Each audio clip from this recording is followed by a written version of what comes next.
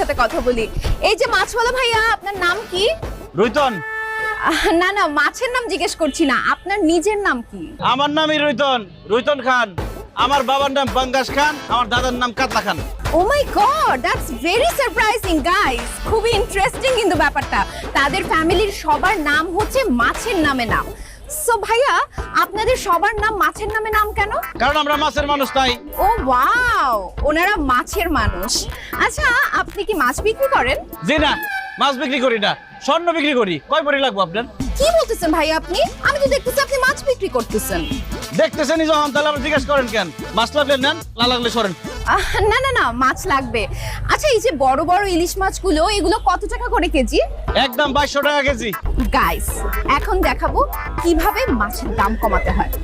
ভাইয়া, এত সুন্দরী একটা মেয়ের কাছে আপনি মাছ বিক্রি করবেন, মাছের দাম একটু কমায় রাখেন না। এই বড় ইলিশ